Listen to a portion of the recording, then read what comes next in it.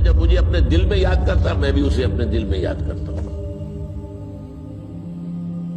جب میرا بندہ کسی محفل میں میرا ذکر کرتا ہے میں اس سے کہیں بہتر محفل میں اس کا ذکر کرتا ہوں. اللہ کی محفل تو ملائکہ اعلیٰ کی ہے، ملائکہ مقربین کی ہے. بہرحال اللہ کو تم اپنے دل میں مستحضر رکھو، اللہ تعالیٰ تمہیں بھی یاد رکھے گا. دوبارہ فرمایا احفظ اللہ تجدہ امامک تجاہک، اللہ کو یاد رکھو تو اپنے سامنے موجود پاؤ گے. جب چاہو دعا کرو تو احفظ اللہ تجدہ امامک یا تجاہک، اپنے سامنے موجود پاؤ گے. اذا سألت فاسأل اللہ، اب آ گیا وہ مرکزی مضمون. دیکھو جب مانگو اللہ سے مانگو، غیر اللہ کے سامنے ہاتھ دراز کرو ہی مت. ایک حدیث میں آتا یعنی حرام نہیں ہے، دنیاوی قواعد اصول قوانین کے تحت کسی سے مدد چاہنا، کوئی سوال کرنا حرام نہیں ہے. آپ سوال کریں، مدد لیں، اسی پر دنیا قائم ہے، ایک دوسرے کے ساتھ تعاون کے ساتھ. لیکن اونچا مقام کیا ہے؟ کسی سے سوال مت کرو سوائے اللہ. یہاں تک کہ جوتے باندھنے کا تسمہ تمہیں درکار ہے تو بھی کسی سے مت مانگو، اللہ سے مانگو.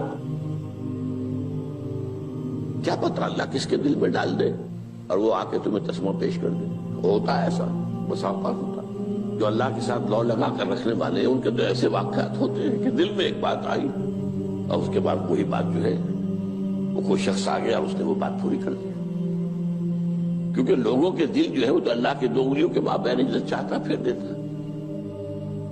کیا پتہ اللہ کسی فرشتے کو انسانی شکل میں بھیج دے. آتا ہے فرشتہ، آتا ہے انسانی شکل میں آتا ہے، آپ کی تکلیف کو رفع کر دے، آپ کی ضرورت کو پورا کر دے. اسی سے مانگو، کسی اور سے مانگو. یہ ہے توحید کا لب لباب. یوں سمجھیے اسلام کی جڑ کیا ہے؟ ایمان.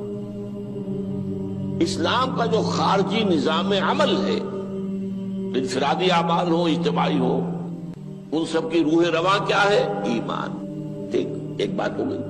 ایمان کا خلاصہ لب لباب کیا ہے؟ ایمان باللہ. ویسے ایمان بالآخرہ بھی ہے، ایمان بالملائکہ ہے، ایمان بالانبیاء ہے، ایمان بالرسل ہے، ایمان بالکتب ہے، ایمان بالقدر ہے. لیکن اصل ایمان، اسی لیے ایمان مجمل میں آپ کو معلوم ہے کسی اور چیز کا ذکر نہیں. آمنت باللہ کما ہوا باسمائہ وصفاتہ وقبلت جمیع احکامہ اقرار باللسان وتصدیق بالقلب. یہ ایمان مجمل ہے. اجمالی طور پر ایمان اس کا نام ہے. ہاں مفصل تفصیلی طور پر آمنت باللہ وملائکتہ وکتبہ ورسلہ والیوم الآخر والقدر خیرہ وشرہ من اللہ تعالی.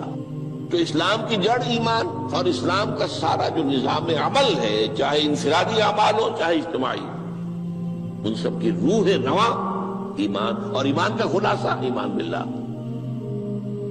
اور ایمان باللہ کا اصل حاصل وہ ہے جو اس حدیث میں آ رہا. اس کے دو ہیں تقاضے. عبادت صرف اسی کی، استعانت صرف اسی سے. اس لیے میں نے سورہ فاتحہ کا تذکرہ شروع میں کیا. یہ عبادت کا جوہر ہے، عبادت کا جو ہے یہ ایمان کا حاصل. عبادت صرف اس کی ہے اور استعانت صرف اس سے. استعانت ہی میں سوال بھی آ گیا، یہ بھی مدد ہے. آپ کسی سے کچھ مدد مالی چاہ رہے ہیں یا کوئی اور مدد چاہتے ہیں، کسی کام میں مدد چاہتے ہیں، جیسے میں نے کہا تھا کہ سفارش کرانا چاہتے ہیں، بھی مدد ہے. وَإِذَا اسْتَعَنْتَ فَاسْتَعِنْ بِاللَّهِ. اور جب مدد مانگو صرف اللہ سے مانگو. اور وہ سارے الفاظ یاد کر لیے: استدعاء، استعانت، استغاثہ. یہ جو غوث اعظم سے استغاثہ کیا جاتا ہے تو شرک ہے. استغاثہ اللہ سے، دعائی اللہ کی. اس اعتبار سے استمداد، استعانت، استدعاء، استغاثہ، یہ سب اللہ سے، صرف اللہ سے. عبادت صرف اللہ، ایاک نعبد، اور استعانت صرف اللہ سے. مانگو صرف اللہ سے، جب مدد طلب کرو صرف اللہ سے، اور جان لو اگر تمام لوگ جمع ہو کر تمہیں کوئی فائدہ پہنچانا جائے نہیں پہنچا سکتے، الا بشیء قد کتب اللہ لک وان اجتمعوا علی ان یضروک بشیء لم یضروک الا بشیء قد کتب اللہ علیک، اگر سب مل کر چاہے تمہیں کوئی نقصان پہنچا دے نہیں پہنچا سکتے مگر وہی کچھ جو اللہ نے تمہارے لیے لکھ دیا۔ اب بتائیے خوف کی جڑ کٹ جائے گی کہ نہیں؟ یہ جو ایمان جو ہے یہ خوف اور حزن دونوں سے نجات دلانے والی بات ہے۔ جو حقیقی مومن ہے وہ اللہ کا ولی ہے، حقیقی مومن وہ اللہ کا ولی ہے، اور الا ان اولیاء اللہ لا خوف علیہم ولا هم يحزنون۔ یہ اولیاء اللہ کو علیحدہ مخلوق نہیں ہے، کوئی ان کے سر پہ سینگ نہیں ہوتے، انسان ہی ہوتے ہیں، لیکن حقیقی معنی میں مومن ان اعتبارات سے جو آج ہم پڑھ رہے ہیں ایمان اس درجے کا پہنچ گیا تو اللہ کا ولی ہے۔ ان لوگوں کے لیے خوف کس بات کا ہوگا؟ کس سے خوف کروں؟ اس کے ہاتھ میں کچھ ہے ہی نہیں، اور اگر کچھ اللہ نے میرے لیے لکھ دیا وہ آ کر رہے گا، چاہے میں لاکھ گڑ گڑاؤں اور اس کے سامنے کہ مجھے چھوڑ دے، اگر اللہ نے لکھا وہ آیا وہ تو آئے گا، تو کاہے کو اس کے سامنے گڑ گڑانا، کاہے کو جبرسائی کرنا اس کے سامنے، اور کسی کے ہاتھ میں کچھ ہے ہی نہیں، میرا خیر ہے ہی نہیں، کاہے کو خوشامد کروں اس کی۔ اور سنیے، رفعت الاقلام،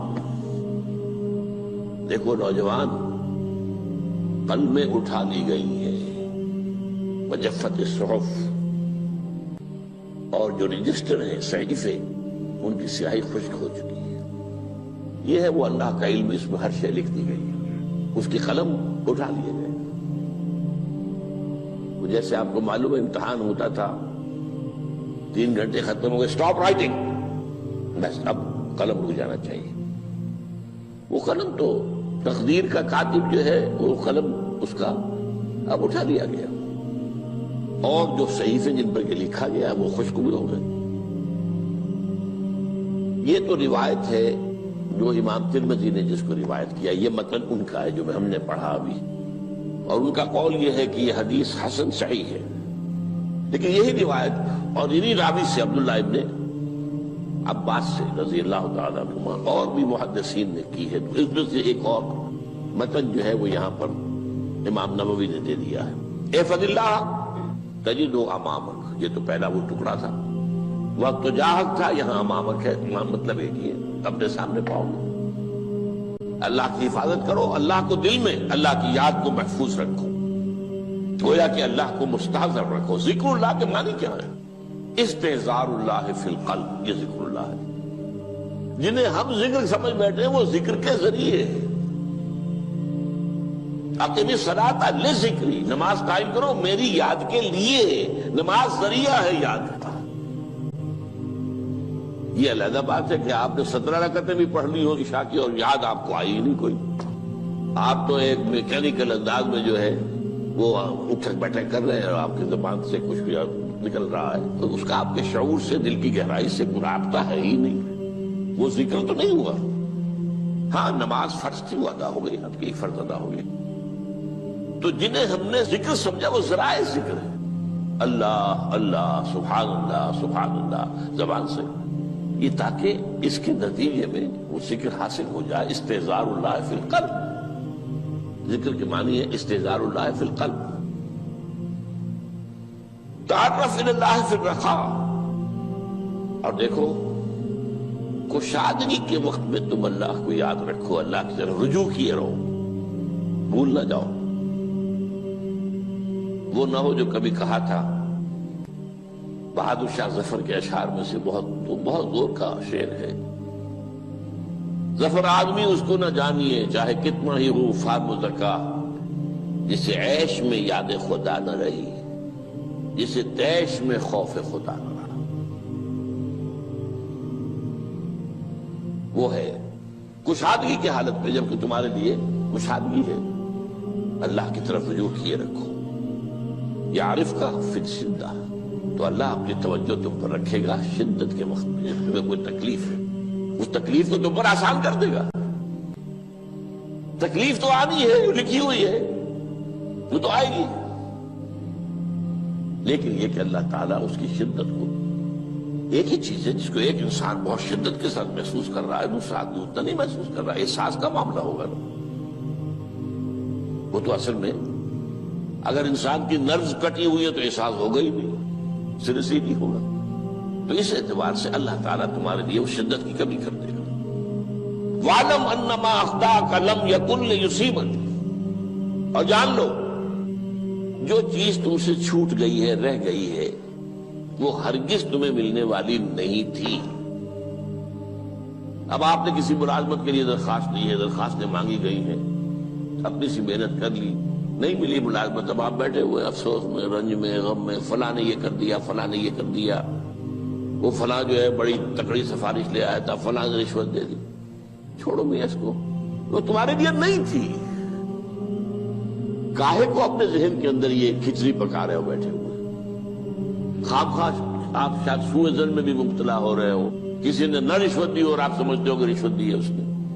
یہ ساری چیزیں جو ساری سیئات، ان کی جڑ کٹ جائے گی۔ وَعْلَمْ أَنَّمَا أَخْطَأَكَ لَمْ يَكُنْ لِيُصِيبَكَ وَمَا أَصَابَكَ، جو چیز تم پر آ گئی، لَمْ يَكُنْ لِيُخْطِئَكَ، ہو ہی نہیں سکتا تھا کہ وہ تم پر نہ آ۔ یہ کر لیتا تو ہو جاتا، شاید یہ کر لیتا، میں نے ٹیکا پہلے لگوا دیا ہوتا تو یہ بات نہ ہوتی۔ بھائی وہ جو ہونا تھا وہ ہونا تھا۔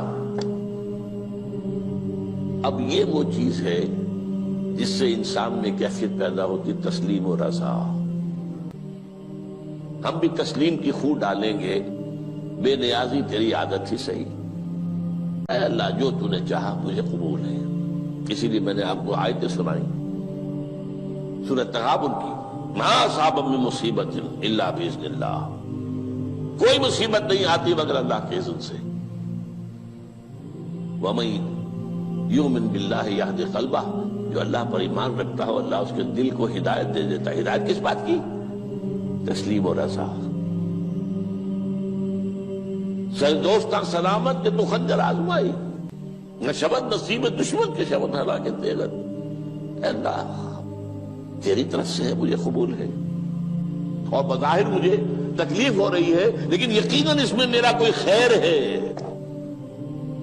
بیدک الخیر، تیرے ہاتھ میں تو خیر ہی خیر ہے، جو بھی تیری طرف سے آئے۔ سر تسلیم خم ہے جو مزاج یاد میں، اور یہ مضمون جو ہے زیادہ بڑے پیمانے پر سورہ حدید میں آیا ہے۔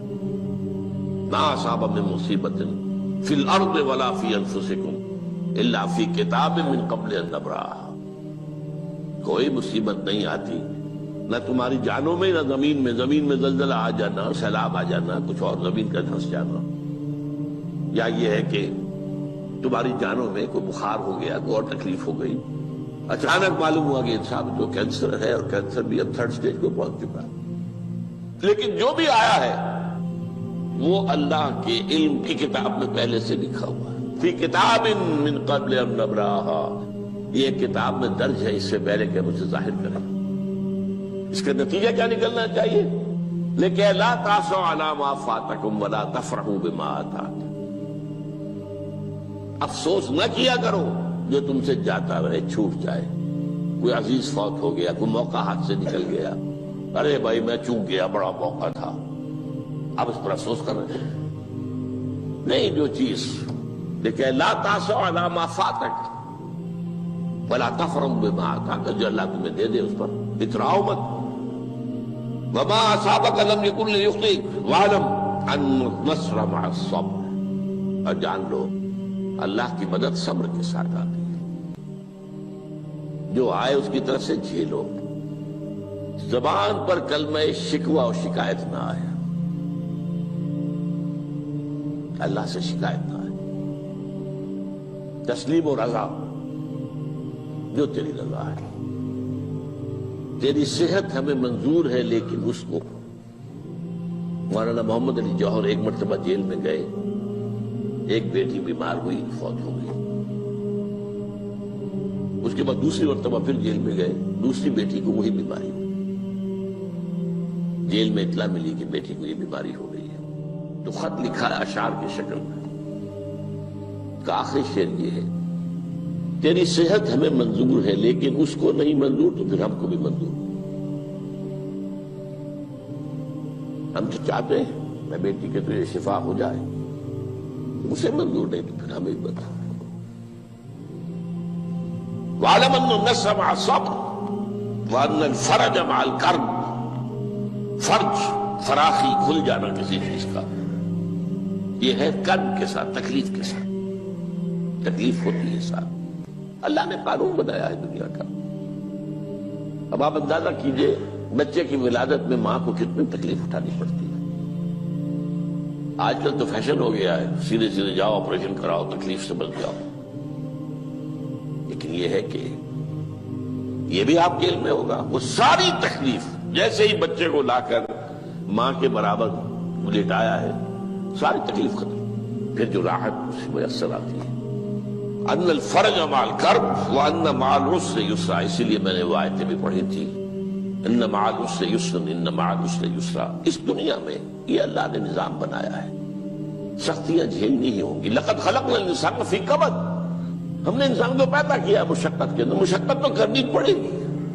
کسی کی جسمانی مشقت زیادہ، کسی کی ذہنی مشقت زیادہ، مشقت سے چارہ کسی کو نہیں۔ تو یہ ہے ان مع العسر یسرا، ان مع العسر یسرا۔ بارک اللہ لی ولکم فی القرآن العظیم ونفعنی وإیاکم بالآیات۔